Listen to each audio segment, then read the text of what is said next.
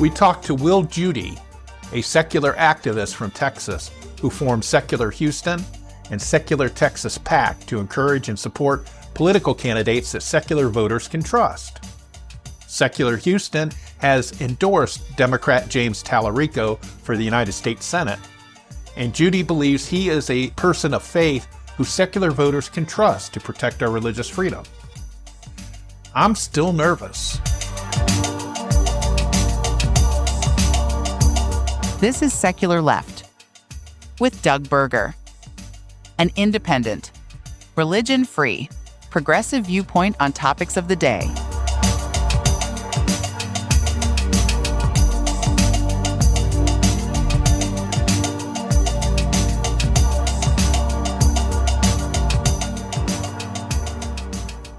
All right, our guest today is Wil Jeudy. He's an urgent care physician by day and a secular activist the rest of the time. He's currently the state director for American Atheists for the state of Texas. He also founded Secular Houston and a new group that just started up called Secular Texas PAC. And the Secular Houston group endorsed James Talarico, who is running for the U.S. Senate in Texas. Thank you for joining us today, Wil. Thanks for having me, man. Well, we all like a good origin story. So how did Wil Jeudy come to be secular and a strong supporter of church and state separation? Yeah, that is a long story. So I grew up a good Christian kid. I kind of was indoctrinated in a private school in South Texas, and non-denominational Christian school. But once I left that and went to normal high school, college, kind of learned about a bigger world, and I didn't have the daily indoctrination. I just slowly flittered away from religion and from belief. It's a very long process. There was no trauma. There was no sudden break or really an angry phase. So it just made less and less sense as I went on in the world. And in 2016, I wasn't looking for a community, but I just kind of stumbled into a free thought group called Houston Oasis down here. And I immediately was hooked. It was the like-minded people, the conversations. And yeah, I didn't know I needed a secular community, but there I was. And that's when it all started. Yeah, and I did notice when I was checking things out and preparing for this interview that there are a lot of secular groups in the Houston area. How did you bring them all together under Secular Houston? Secular. So yeah, when I joined in 2016, when I kind of came into the world, secular world here in Houston, yeah, there were three dominant groups: Houston Oasis, Houston Atheists, and Humanists of Houston.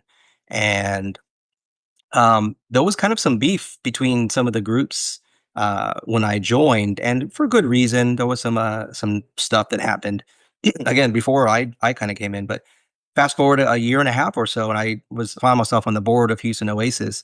So I set out to squash said beef, and quickly found some other people in leadership and the other groups that were just as interested to move forward, and we did it. And so fast forward a little bit of time, Humanists of Houston has dissolved, so it's a Houston Atheist and Houston Oasis. I started to get more of an activist flavor in me. I was realizing that more and more. And these groups are 501c3s. They're not activist groups, so I couldn't scratch my activist itch in those groups. So I formed a whole other group called Secular Houston in late 2021. And the activism I chose was more in this local secular political activism. But Secular Houston, again, does the activism, but it also is informational. I guess a clearinghouse is what it's called. People that are wondering, what is secularism? What are the groups here in Houston? They can go to the website and they'll see what the local groups are, the state groups, the national groups, definitions. What is atheism? What is humanism? That kind of thing. So that's what Secular Houston is about. Yeah, and we do have nationally a secular coalition that is made up of many of the different national groups here in the United States. And I know that there's some other coalitions, like I think Florida had a coalition for a time, and I think in Colorado they have a coalition as well. So it helps to kind of bring these disparate groups together that have a similar take, a similar path, but they have different ways of doing it. So, Absolutely. And we're going to get into that a little bit later, I'm sure.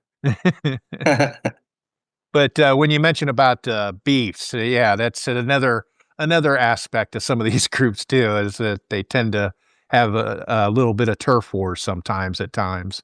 Yeah, it happens. Again, it was for a good reason, but that was we went forward from that because it was new leadership, it was new people, and so now it's all kumbaya. We're all locked in arms. All the leadership is in cahoots. Like we're all friends. It's an amazing time here in Houston. So, what then led you to starting the Secular Texas PAC? Yeah, that's just a recent thing. So when Secular Houston became a thing, again, that was my baby in late 2021. What I wanted to do was endorse candidates based on church state separation through that prism and here locally. So I kind of wanted to be a baby version of the Center for Free Thought Equality, and I wanted to be a baby version of Ron Millar. The guy's amazing. So yeah, I used that template. I got his advice as well as a bunch of other people's advice. So Secular Houston, again, we send out questionnaires we're officially nonpartisan, but we send out questionnaires to everybody running here locally. And the people that return our questionnaires we have an endorsement committee, will review the questionnaires, review the answers, and see who is worth us endorsing. We'll come out with an endorsement list, and then everybody in our orbit that will listen, we say, hey, we did the work. These people align with our values. Fucking get them elected. Do everything you can to get these people in office because they're going to advocate for the things we want. And church state separation is the biggest issue that we endorse on. But there's also some other progressive issues that we endorse that we hold dear. So every election, we've had more and more inertia. Our endorsement list gets more robust. Candidates reach out to us saying, hey, what's your endorsement process? You guys are great. So we are a thing here in the Houston area. And early on, I kind of had the wisdom to realize, yeah, I don't want to deal with money because there's just not enough people helping me with this. And so we were never a C3 or C4, never registered with the state. We're just a group. But eventually we had enough success where I thought, you know what, it's time to start dealing with money because it will supercharge our presence. It'll give our endorsement more weight here. And the whole concept of money in politics, I hate it. I've hated it. I've always hated it. But listen, it's the game that's the way the system is. And so I realized, yeah, it's time to do it.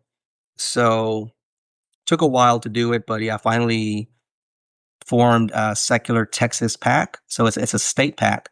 And so we have Secular Houston as an affiliate, and our vision is to have Secular Dallas, Secular San Antonio, Secular Austin. They're going to have their own endorsement lists, and we get to send donations to those candidates, basically saying, hey, you were endorsed by Secular San Antonio. Here's some dough. Yay. And now our endorsement, our voice has more weight. Right, and it also encourages those candidates to return those questionnaires and to reach out to you if they know they're going to get something to add to their campaign coffers. Absolutely. And it gets our name out there. Listen, candidates are very visible, endorsed by Secular Houston. Like our logo is on their website, and people will start. We're being more and more visible in the political realm, and that can only be good, bring good things down the line, and it already has. Now, when you say that you have them fill out a form, a questionnaire, and then you determine, if they align with your values and that you're looking for, do you weight more on church and state, or is it other progressive issues that you add weight to, or I mean, how do you balance that out? Because I'm sure it's not just a one issue thing, right? That's right. It's a bunch of progressive issues. The main one is church state separation. But yeah, one question doesn't have more weight than the others. A lot of the questionnaires that we are returned they're all pretty good. And just the questions alone may not tease out who we're going to endorse. That's where the kind of the essay part at the end comes from. If people they kind of explain themselves or say more about why they would care about church state separation, that's kind of what will separate one candidate from another. So how many Republicans have filled out forms? In the early days, there were maybe one every election. That's the first year. Since then, there have been zero. Yeah, unfortunately, I mean, you're nonpartisan. You send them out, people fill them out, you'll accept them. But yeah, a lot of times those more extreme political people, they won't, they don't want to see it. They don't want to be associated with it. Yeah, and we're in Texas, so there's no room for secularism in the Texas GOP. Uh, that's Will talking. That's not secular Houston talking. We're Right, still right. officially nonpartisan. I want to hold on to that nonpartisan label as long as I can. Yeah, and it is. It's helpful, and it's like you can't force them to come to you, or you. All you have to do is offer the opportunity. You know, Yep. you say you're nonpartisan, you accept information from everybody, but you can't force them to come to you and participate. Absolutely. And yeah, just be visible. Let everyone know that what church state separation really is. And we're not anti theist. We're trying to protect the separation of church and state in government, not in your home, not in your church. And it should be a nonpartisan issue, as all your listeners and we know. And I noticed too, and the reason why I wanted to talk to you anyway was that your group endorsed James Talarico for U.S. Senate, and he is a Presbyterian seminarian. He got his master's of divinity, I think it was, or something like that, and he's a former teacher. And I looked at his uh, resume in the state house, and he's been very good getting bills passed and things like that. Um, the the the thing that I have problems with being an atheist is I get nervous when religious people start spewing the God talk. You know, even if they do align with my political values.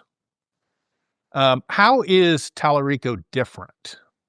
Yeah, great question. And this is a question that's been coming up ever since he won the primary a couple weeks ago. So yeah, he is now the Democratic nominee for the Texas Senate, which is a huge deal. And this guy, Talarico, I think he's a unicorn. He popped up on my radar about 3 years ago when he was in the Texas legislature. And with that seat, representing the Austin area, in that seat, he forcefully and unapologetically pushed back on the Ten Commandments bill, the first iteration of it, which was 3 years ago. So on the dais from the committee and in full, under all the spotlights, what he was saying to push back on Christian nationalism was chef's kiss perfect. And that's when I first noticed this guy. It's like, who is this guy? And then I realized, hey, he's in seminary and this and that. So yeah, the skepticism is real because he wears that stuff on his sleeve. He wears his faith on his sleeve, and he's very proud of it. But I've been following him for again about 3 years or so, and there's a conversation recently about, hey, is James Talarico Christian nationalism on the left, the liberal Christian nationalist? I absolutely not. Again, I don't know him, but I've been following him for a while, and he's very good. He's a very good politician. He's very well spoken, very smart, and with the scripted stuff, he's amazing. And I was I was at a fundraiser here in the Houston area about a month ago, and there were no cameras. It was just him and a room full of people, about 50, 60 people in the room. And it was his stump speech, great, but then there was a Q&A afterwards. So I'm like, oh, here we go. Let's see how he does with Q&A, because that's kind of that's all, it's all improvised. There was nothing scripted about this. Questions came in, he answered. It was terrific. I was about to ask a question about church state separation. I mean, he knows who I am. Like he knows me by sight by now. I've been to enough of his events, and he knows who I represent. So it's amazing.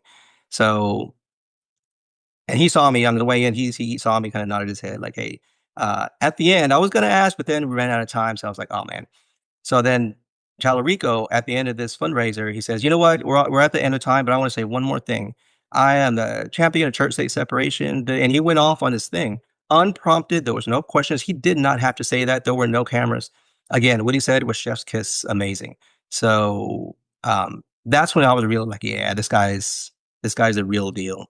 And yeah, our group, Secular Houston, again, we sent out the questionnaire to everybody running for office, including Jasmine Crockett. He was the only one that sent our questionnaire back, and his answers again were chef's kiss. So yeah, we're officially endorsing him. And skepticism is still there. We're skeptics. Could he, once he gets in that seat, could he change?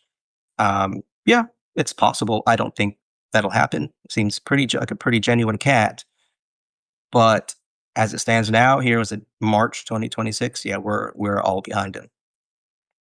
Yeah, I've been following him as well, since that committee hearing that went viral, the video from the first iteration of that bill. And I always enjoy somebody who knows the Bible and spits it back out at these Christian nationalists. Right. Because the Christian nationalists obviously don't know the Bible, or they would know what he was talking about. And so I know that he talks their language, and they are scared of him because they're trying to smear him already. Yep. And the Trump administration's even gone after him already. And so that's the thing. I guess probably my question to you would be that we get this every election cycle, that Democrats have to get back to recognizing faith. I don't think Democrats have ever not been part of the faith milieu, or whatever you call it, the thing, because you've gotten plenty of people like Reverend Jesse Jackson just recently died, and Warnock in Georgia and things like that. Correct. And I don't think, and they go to the black churches and campaign. I don't think Democrats have a faith problem. They have a Christian nationalist problem, like we all do.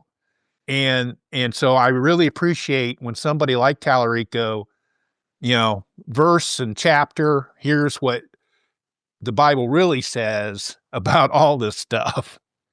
And that's what I look forward to. I look forward to that, but it still makes me nervous, but Absolutely. Look, the Republicans, at least let's just say in Texas, that's what I'm used to, and nationwide, but they have taken religion as their own.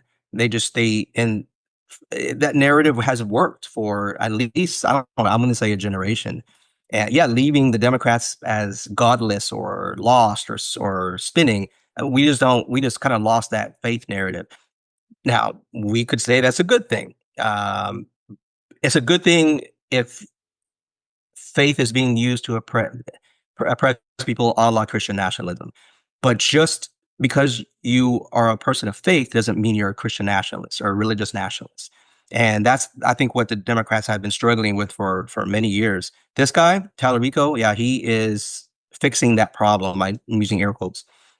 He is allowing the Democrats to take back faith, and in a way that I find palatable. I find, for lack of a better term, useful, because I'm now in coalition with people like Talarico and groups like Interfaith Alliance and Christians Against Christian Nationalism. We're at the table with them, and I'm so proud to be in coalition with them to push back against Christian nationalism, which is what Talarico does. Now, the minute, I don't think he'll ever do this, but the minute Talarico starts a prayer in office, I'll send an email. That's going to be a line. But yeah, he's never even come close to that. Well, if he's a student, as much of a student of the Bible as we know he seems to be, he'll know to keep the prayer behind closed doors and Absolutely, keep it private. I love that. John Fugelsang wrote a whole book on it, that the difference between Christ followers and Christians. It is a nuance that we know intimately, like we can spot that right away. James Talarico is now a spotlight shining on the Christ followers, and he's attracting a lot of them. And I'm all for this.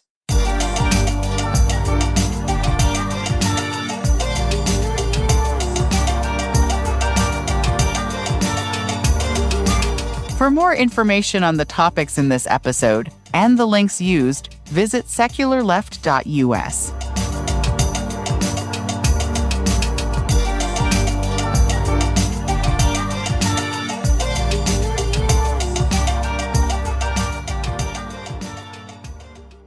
Now, there were a couple of glitches in the recent campaign. The first thing was that I had heard that Talarico was going to run for governor and leave the Senate race to Representative Crockett. But for some reason, I heard that I guess some consultant or somebody got involved and got him to change his mind. Right. And do you have like any information about that, or do you think Democrats should battle each other for a spot on the ballot? So yeah, I don't know the ends of this. I read the same story you did, that I think the Democratic Party in general is learning from past mistakes. And before this election, I was hoping that all the big stars and all the people in the know got together behind the scenes, this is not public, and say, okay, what are we going to do? You're going to run for this. You're going to have like a slate, a strong slate that works together. And yeah, the story is there was a slate with Talarico running for governor, other people doing this and this. Somebody came along, whispered in his ear, and then he said, you know what, guys, I'm going to run for Senate, and just messed it all up. That's the story. I can't substantiate it. I have to be careful because I like the guy. That's like, this is my bias now checking in, like, oh, that's not true. But you know what? If it's true and he's the asshole and just kind of messed a lot of stuff up, I don't like it. It gives me heartburn. But the fact is, he won the primary. The fact is, we are endorsing him. The fact is, if and when he wins, we're going to have a sitting senator, a U.S. senator that knows we exist. And I think that's a big thing. But yeah, is there any truth to that scenario, that story? I don't know. Some credible people have said that happened, but it's, if it did happen, I get some heartburn from it. Yeah, because I really like Jasmine Crockett. I like how she gives them a what to and a how for, and and I think she would have done an excellent job in the Senate. And it's one of the reasons why I don't like party politics. I don't like Right. the hierarchy part of it. We have that happen in Ohio all the time, and the Democrats haven't won a statewide race for, I don't know, 10 years, 15 years now, because they get into these hierarchy things where, well, it's my turn now, and then they don't support the people that could get elected. You know, they worry about electability when they shouldn't. They should just do it and support the people that want to run, that are enthusiastic about running, and not just because they've been a party official for 12 years or whatever. You know, and the Republicans do it too. I mean, they both do it. It's just that's one of the things. And so when I heard that there was a conflict and it could have been Talarico for governor and Crockett for Senate, I was disappointed. And I know a lot of Crockett supporters were very disappointed. Right. Same. Again, I don't know if that's true. If it is true, I'm with you on that. But let's see where everything shakes out. Texas is the same. We haven't had a Democrat win statewide office in almost 30 years. I'm really optimistic about this November, though. Yeah, I'm old enough to remember Ann Richards. There you go. Yeah, she was fun. I really enjoyed her speeches. I really did. The other thing too I wanted to ask about is when they were doing the, why did we lose the election type look at the past 2024 election. They were coming across saying that Democrats need to avoid identity politics. And do you think that's why Harris might have lost in 2024, or do you have any speculation about that? Or I think it was just plain shenanigans. I think that the Trump team sliced enough votes off, just enough votes to win, And because people I talked to, they fell in line with what Harris was about. And, she had almost $1 billion in campaign financing. And it's like, how could she lose? But do you think that's what it was identity politics, that people were against that? Or I don't have my finger on the pulse of national politics so much. It nauseates me. I focus more on the local and some state stuff. I just know that in Texas, I'm from South Texas, the Rio Grande Valley, and it was a big swing toward the Republicans for 2024, and I believe 2 years before that as well. And it's that's a number of factors. I don't. It's not just one thing, but it's a concerted effort by the Republicans, again, just pounding on this narrative. As clownish, as silly as it sounds, eventually it kind of punches through. sometimes I have issues with interfaith groups, and even more liberal religions like Unitarians who don't like the fact that I'll point out the failings of religious beliefs in people. And I get accused of bashing religion. What would you suggest that we do to form a coalition between divergent forms of secularism and those who believe in religion? And is it possible to do that? Not only is it possible, but I think it's vital in our pushback in our struggle against Christian nationalism to avoid a theocracy. And if there is, I'll use that word again, beef between interfaith groups and secular groups, it might just be a regional thing or some issue with the leadership. I think in general, it's a coalition that should work. In my experience here in Houston, and some is statewide as well, it works. We understand our lanes, and at least as far as I'm concerned, whenever I kind of approached interfaith groups, churches, yeah, they were like, "Yeah, where have you been? Yeah, please come to the table. This is terrific." So I've had nothing but good experiences here in the Houston area, and I'm proud of the coalitions that we have with faith groups, individuals, in our pushback against Christian nationalism. It would be cool to say that we could do it on our own, the secular groups. We cannot. We just don't have the numbers. We don't have the power. So we have to be in coalition with interfaith groups. Now, yeah, I'm right there with you that let's just say Christianity, within that Bible, there's a lot of great things, but there's a lot of horrible things in there too. So the conversation of okay, within Christian nationalism resides within this Bible. You can't have Christian nationalism and oppression without Christianity. Uh, that points to a problem with Christianity, and that is not our problem to solve. That's hey, you all, the people, the liberal Christians that I know, they get it. They agree. They understand this problem. It gets in the way of their advocacy for LGBTQ groups and the immigrant groups. All that they want to help it. They understand the shortcomings of that Bible. So I'll just tell them, y'all fix it. We're doing this great work over here. I don't speak on their shortcomings. I don't think it's my place. But if it's just me and someone in the bar, Christian in the bar, yeah, I'll tell them my 2 cents. Yeah, I mean, it's like, I'm not a theologian. I don't study it, or I don't know the ins and outs of it, but it's like, if you really believe in a God, an all-knowing, omnipotent God, they're not going to punish you for helping people. You would think, Uh, right? that's right. If you help your fellow person or support the LGBT community, you're not going to hell, I would think. Me too, brother. Me too. That's the way I feel, and I think if you're following a religion that believes in it that way, then maybe you need to find a different religion to believe in, because it's better to do right with people than to hurt them. That's the way That's the way I work with my humanism. Yeah, you sound like a humanist. Let's do two more questions. The first one is, what is your speculation? How do you think that the November election is going to turn out?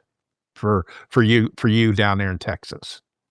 Yeah, this coming election, I'm excited about it, and I haven't had this much excitement and optimism in a while. I'm a secular activist in Texas. Like, I'm used to failure. I'm used to disappointment. This year, it just feels different. Then on the national level, again, there are swings toward away from the gross stuff happening up there, and people are actually getting better. People are getting elected. Same is the same for Texas. Last year there were some school board elections in different towns in different cities in Texas, and there was almost universal rejection of Christian nationalists on school boards. Because, as we know, they have infiltrated school boards over the last 2 years, 10 years. It's been a long term plan of theirs. Um, People are sick of it, and enough where during these elections there were swings on school boards. There was a Side Fair ISD, which here is a suburb of the Houston area. It was 6-1 crazies on their school board. There were 3 seats up for elections in late last year, and all 3 of our endorsed candidates won. So it went from 6-1 crazy to 4-3 sane. Immediately, within a month, they reinstituted some chapters that were banned in books and school books. So real world consequences to the hard work that we do to get better people elected on school boards. And this happened again here in Houston and in Texas. So there are amazing signs that we're going to have some things to be proud of come November, and including at least one statewide seat that will flip Democratic. I'm not gonna guarantee it, but I'm super optimistic. Yeah, and I believe that too, with the excitement and the optimism, and I have to talk people away from the ledge quite Mm. often and explain to them that not very many people actually believe some of this stuff. That Right. they just happen to be in charge right now. That's right. It's not, to people like the school boards are the easiest ones to miss because most people don't pay attention to a school board That's right. until something happens, like they're banning books or trying to stop trans kids from using the bathrooms, Our and Ten then Commandments are people going up in the classrooms. are yeah, yeah, Yep.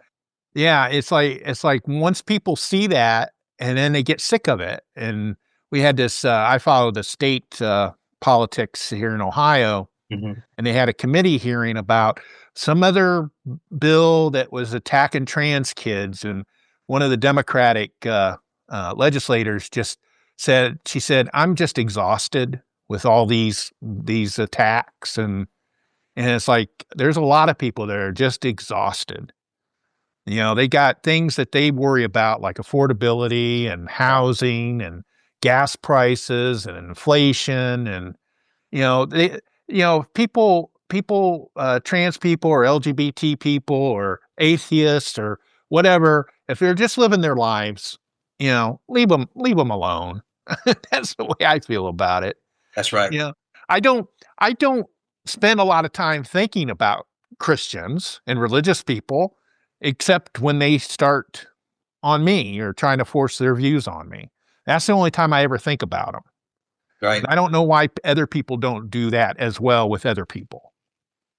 Yeah, you're right on. You're right on. And people here are tired as well. I'm very proud of the people here again, though, because voter turnout was crazy high on the Democratic side down here for these primaries, and that I think people are exhausted, they're tired, but they still summon the energy to get out there and vote. So that was also a very, very good sign. Yeah, did they ever figure out that what was that, Dallas County, where they had the court thing and it got Yeah. overturned or something? Shenanigans. It's nothing but shenanigans up, and it was them just kind of pissing on stuff and just throwing wrenches. They know they're going to lose in November, so I think they were just trying things out, and they just wanted to disenfranchise people. Oh, see, I'm in line all this time, and it doesn't. My vote doesn't count, and then they just go home and are now just remove themselves from the political process, and that's no, that's also yeah, I think what came of it was shenanigans. It's they kinda said, "Oh, shouldn't have done it," but the votes won't count. Yeah, Yeah. that's the bad part about it. So what do you see what do you see as the future of secular Houston and secular Texas PAC? Where do you want to see it evolve to or in the future? I want to be just like Ron Millar. I want to be Center for Free Thought Equality, but in Texas. So, yes, the secular Texas PAC is a state PAC. And under that umbrella, my vision or our vision as a board is to have secular Houston, secular Dallas, secular Austin. And so now we replicate this in the big cities across Texas. And instead of having one or two lights in Texas, which is otherwise kind of crappy, now we have 5, 6, 7 lights. And these lights are shining the fact that there are people that care about church-state separation. There's a constituency that cares about it enough where we are donating money to the PAC, and the PAC is donating money to candidates that align with our values. And it's not only that, but it's also getting involved in the state legislative process. So pushing back on bad bills, advocating for good ones, being visible at that level. And this is me being a dreamer, but I kind of want to have something like a free thought caucus in the Texas House. So if that happens, that would be amazing. So that would be kind of like the Congressional Free Thought Caucus at the national level, but have a state version of that. Yeah, that would be very good to see, especially in some place like Texas. It's been so down in the dumps for so long that you wonder if free thought can even exist anymore down there sometimes. There's an appetite for it, and that's, again, I'm being as visible as I can to let people know that they can help, and I need that. I need those blades of grass for this grassroots movement. Yeah, I think that's important. I think people need to pay attention. I know people hate it. They hate politics. They don't Right. like talking about it. But it's like you gotta pay attention, because when you don't pay attention, other people do, Right. and then you get screwed over. So Yeah, and God damn it, these are the people that get in the government and they make decisions for a big bunch of people. So this is a very effective use of energy to get the right people elected. And now you wash out the bullshit and things are better. I'm not going to say they're perfect. I never thought I'd be this much into politics, but it's an efficient way of affecting change, the change that we want to see. yeah, I was just telling somebody the other day that had Harris won the presidency, we wouldn't be anywhere near what we've been talking about. We'd be probably debating some dinner or something where she slighted somebody. And that would be like the biggest scandal in history. Not Pete Hegseth saying a No, prayer in Jesus' name, and oh my God. none of that stuff. Oh, And that also reminds me too, Pete Hegseth, and they were talking about that commander that said, "Hey, this war is for God." And Meta came out with an article saying, "Well, don't be, because it's only one person." Da da da da. yeah, And now it actually came true, and now they're investigating it. yikes. So there was some truth to it, even if it wasn't like 50 people saying it. There was something to it. All right, Will, I really appreciate you joining us today and telling us all about Texas and about secular Houston and secular Texas PAC, and we wish you good luck in your future endeavors. Thank you so much, Doug. I'll have an update for you later this year. Thank you for listening.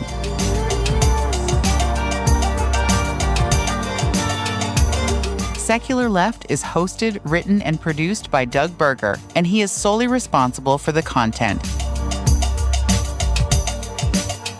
Our theme music is Dank and Nasty, composed using the Amplify Studio.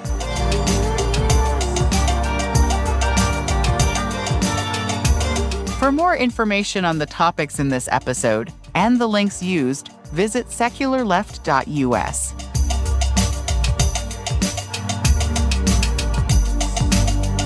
If you want to support the show, share it with your friends or visit our merch store at secularleft.us/shop. See you next time.